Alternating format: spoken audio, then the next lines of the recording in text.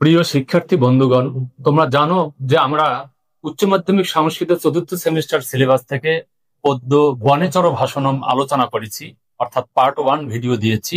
আজকে পার্ট 2 নিয়ে আলোচনা করছি।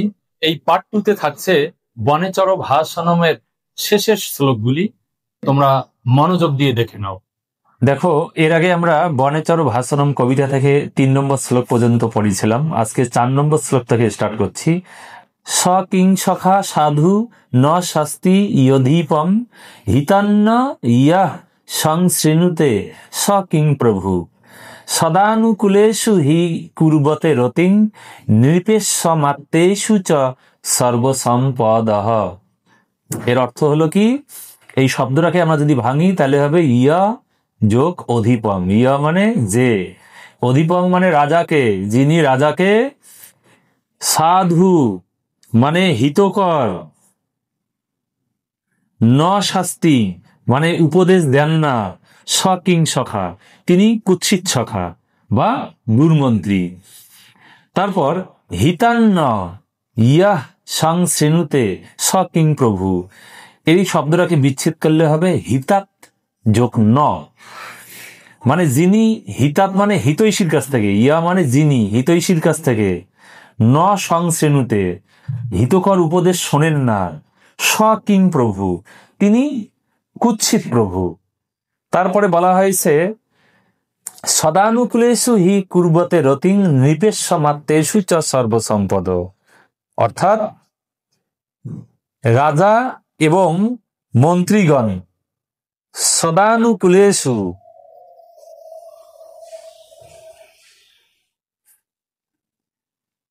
পরস্পর পরস্পরের অনুকূল হলে, সর্বসম্পদ সকল প্রকার সম্পদ, হি কুর্বতে রতিং তাদের প্রতি অনুরাগ প্রকাশ করে।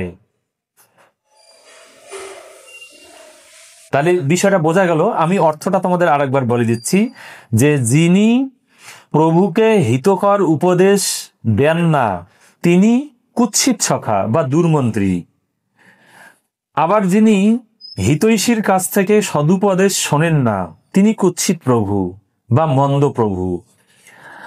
রাজা ও মন্ত্রীগণ পরস্পরের অনুকূল হলে সকল প্রকার সম্পদ তাদের প্রতি অনুরাগ প্রকাশ করে। এরপর 5 নম্বর শ্লোকে যাচ্ছি।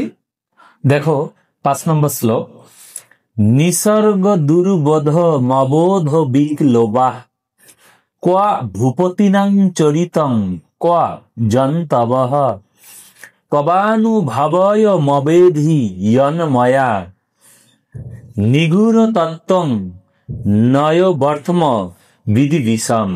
দেখো, নিসর্গ দুর্বোধম এই শব্দটাকে বিচ্ছেদ করলে হবে নিসর্গ দুর্বোধম, এই ময়ের জায়গায় চলে আসবে অ, ময় হসন্ত হবে এদিকে, আর এদিকে হবে ময়ের যে এখানে যে অ আছে সেই অটা এদিকে যাবে, অবোধ বিক্লোবা।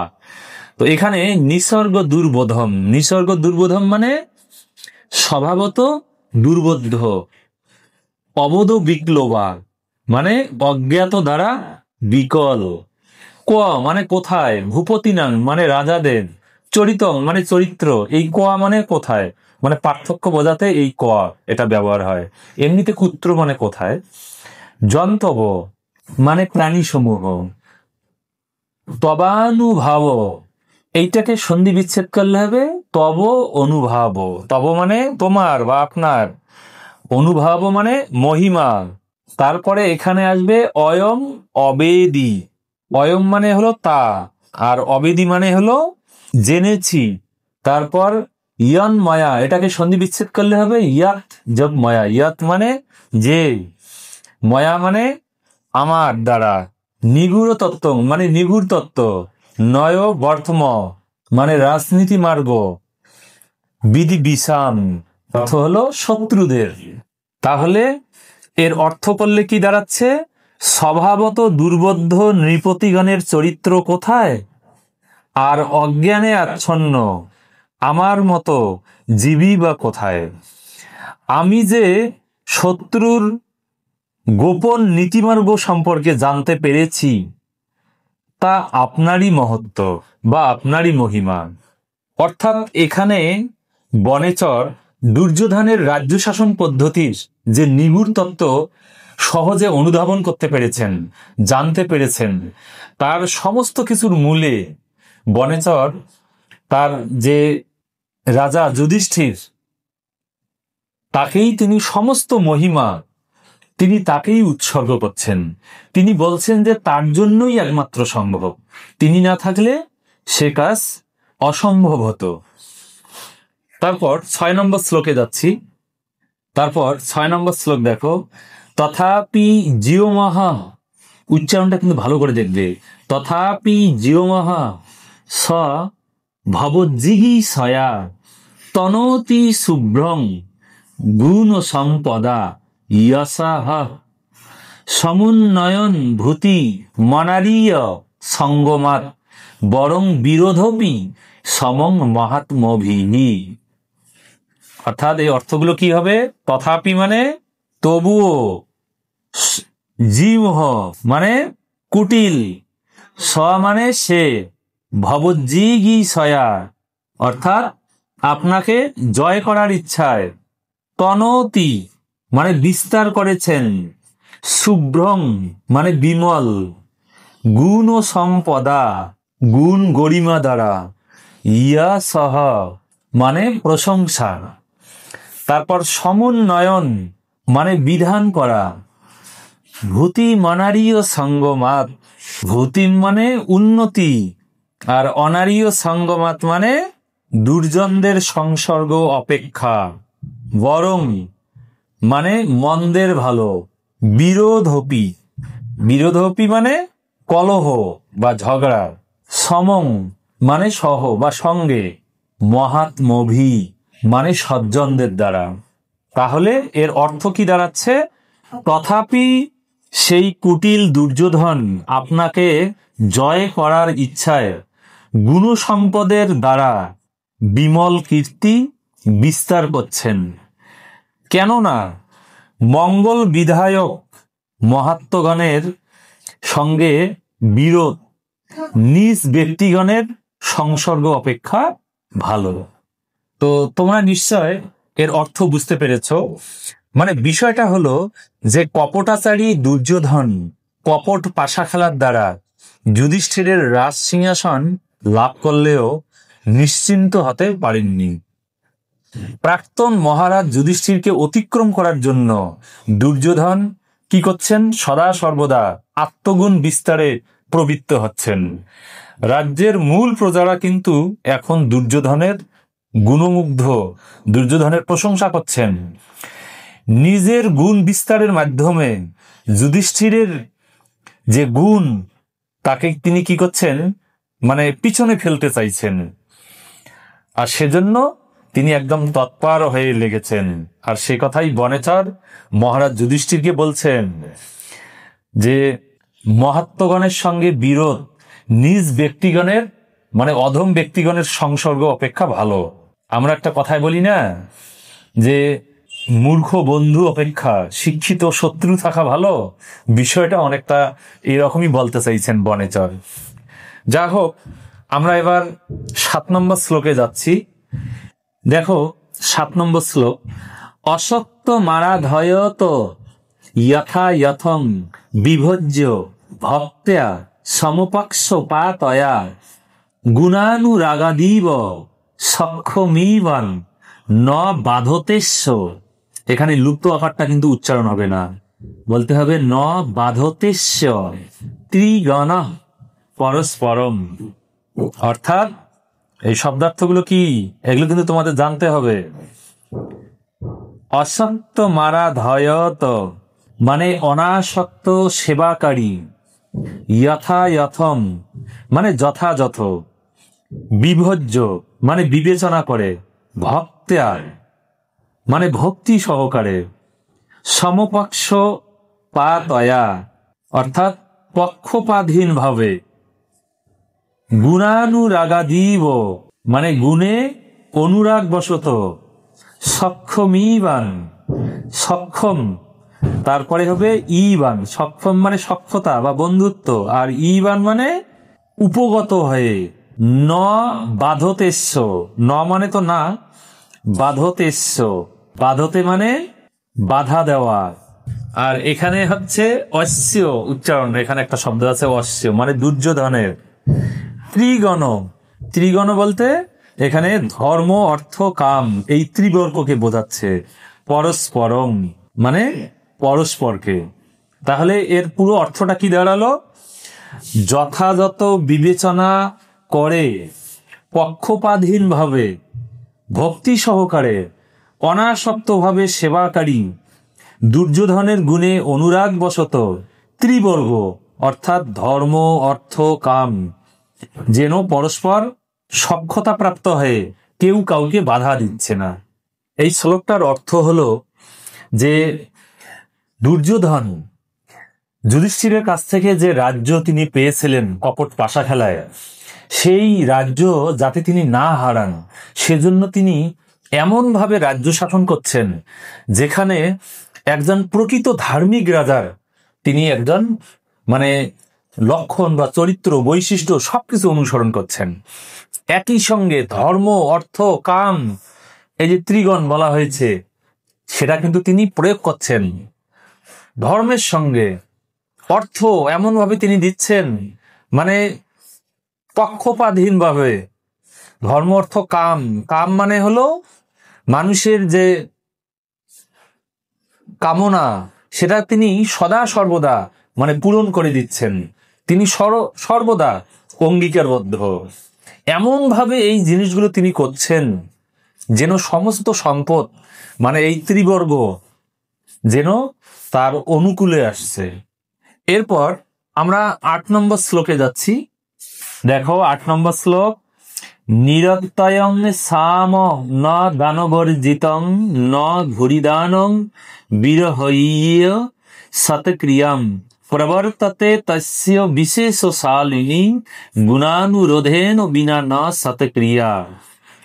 দেখো নিরত্যয়ং মানে অমায়িক, সাম মানে মধুর ব্যবহার, দানবর্জিতং মানে দান বর্জিত, ন ভূরিদানং, ন মানে না, ভূরিদানং মানে প্রভূত দান, বিরহইয় মানে বিনা, সতক্রিয়াম মানে সমাদর বা শ্রদ্ধাযুক্ত, প্রবর্তাতে মানে হওয়া, তস্য মানে তার, বিশেষশালিনী মানে বিশিষ্ট গুণশালী, গুণানুরোধেন অর্থাৎ গুণানুযায়ী, বিনা মানে বিনা, ন মানে না, সতক্রিয়া অর্থাৎ সমাদর। তাহলে এর অর্থটা কি দাঁড়ালো? যে তার অর্থাৎ দুর্যোধনের মধুর ব্যবহার দান বর্জিত নয়, প্রভূত দান বা সমাদর বিনা নয়, সমাদরও আবার গুণানুযায়ী ব্যতীত প্রযুক্ত হয় না। তাহলে এর অর্থটা কি দাঁড়াচ্ছে? তিনি অর্থাৎ দুর্যোধন তিনি যে দান করছেন তার দানের সঙ্গে তার প্রত্যেকটা প্রজার সঙ্গে তিনি মধুর ব্যবহার করে যাচ্ছেন, ব্যবহার করছেন মধুর, এবং সেই সঙ্গে তাদেরকে দানও করছেন সাধ্যমতো, এবং তার সঙ্গে তাদের যে সমাদর করা, যে ব্যক্তি যে গুণের অধিকারী সেই গুণানুযায়ী তাকে প্রশংসা করা মানে তাকে পুরস্কৃত করা, কোনো কিছুই তিনি বাদ দিচ্ছেন না। এরপর আমরা 9 নম্বর শ্লোকে যাচ্ছি। 9 নম্বর শ্লোক দেখো, মহৌ যশ মান ধনা ধনার চিতা ধনুভৃত সংয়তি লব্ধ কীর্তয়ঃ নসংহতাস্তস্য নভিন্ন বৃত্তয় প্রিয়ানি বাঞ্ছন্ত সুভি সমীহিতুম। তাহলে এই শব্দগুলোর অর্থ কি? মহৌ যশ মানে প্রবল ক্ষমতাশালী, মানধনা মানে কুলশীলাভিমানী, ধনার্চিতা মানে অর্থ দ্বারা সম্মানিত, ধনুর্ভৃত মানে ধনুর্ধরগণ, সংয়তি অর্থাৎ যুদ্ধে, লব্ধ কীর্তয় মানে কীর্তিশালী, ন সংহতাস্তস্য, মানে সংহত নয়, এখানে তস্য আছে, সন্ধি বিচ্ছেদ করলে তস্য হবে, তস্য মানে তার, তার বলতে এখানে দুর্যোধনের, নভিন্ন বৃত্তয়, অর্থাৎ পরস্পরের বিরুদ্ধাচারণকারী নয়, প্রিয়ানি মানে প্রিয় কার্যসমূহ, বাঞ্ছন্ত সুহি, এই শব্দটাকে বিচ্ছেদ করলে হবে বাঞ্ছন্তি যোগ অশুভি। বাঞ্ছন্তি মানে চাওয়া, আর অশুভি মানে প্রাণের বিনিময়ে, সমিহিতুম অর্থাৎ সম্পাদন করতে। তাহলে এর অর্থটা কি দাঁড়ালো, যে মহাবলশালী, কুলশীলাদি বিষয়ে অভিমানী, অর্থ দ্বারা সম্মানিত, যুদ্ধে কীর্তিশালী, পরস্পর ঐক্যমত্য সম্পন্ন নয় এবং পরস্পরের বিরুদ্ধাচারণকারী নয়, এমন ধনুর্ধরগণ প্রাণের বিনিময়েও তার প্রিয় কার্যসমূহ সম্পাদন করতে ইচ্ছা করে। তো এই শ্লোকে বনেচর তার প্রভু যুধিষ্ঠিরকে বোঝাতে চেয়েছেন যে দুর্যোধন এমন ভাবে রাজ্য শাসন করছে, এমন ভাবে ধনুর্ধরগণ এবং যোদ্ধাগণ তাদেরকে এমন ভাবে দান দক্ষিণা করছেন, এমন ভাবে তিনি তাদের সমাদর করছেন যে তারা দুর্যোধনের হয়ে তারা যুদ্ধ করতে প্রস্তুত এবং প্রয়োজনে প্রাণ দিতেও প্রস্তুত। এই কথাগুলো বনেচর তার প্রভু যুধিষ্ঠিরকে নিবেদন করছেন। এরপর আমরা নেক্সট 10 নম্বর শ্লোকে যাচ্ছি। দেখো 10 নম্বর শ্লোক, তদাসু কর্তুং তৈ জিমহ মুদ্যতে বিধীয়তাং তত্র বিধেয়মুত্তরম পর প্রণীতানি বচাংসি চিন্নতাম প্রবৃত্তি সারা খলু মাদৃশাং গিরহ। তাহলে এর অর্থগুলি কি দেখো, তদাসু, তদাসু শব্দটাকে ভাঙলে হবে তদ যোগ আসু, তদ মানে তাই বা অতএব, আর আসু মানে শীঘ্রই, আর কর্তুম মানে করতে, তৈ মানে তোমাতে বা তোমার প্রতি, জিহ্বম উদ্যতে, এই শব্দটাকে ভাঙলে হবে জিহ্বম যোগ উদ্যতে। জিহ্বম মানে কপটাচারণ, আর উদ্যতে মানে উদ্যত হলে।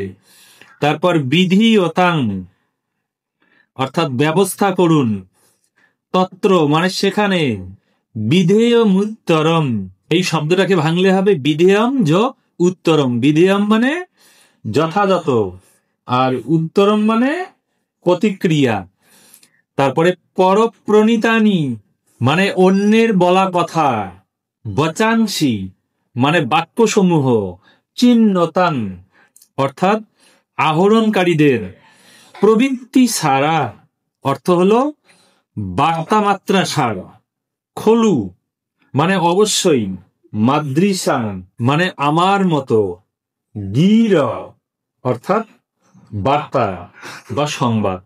তাহলে এর অর্থটা কি দাঁড়ালো, যে আপনার প্রতি কপটাচরণ করতে উদ্যত দুর্যোধনের প্রতি শীঘ্র তার যথাযোগ্য প্রতিবিধানের ব্যবস্থা করুন।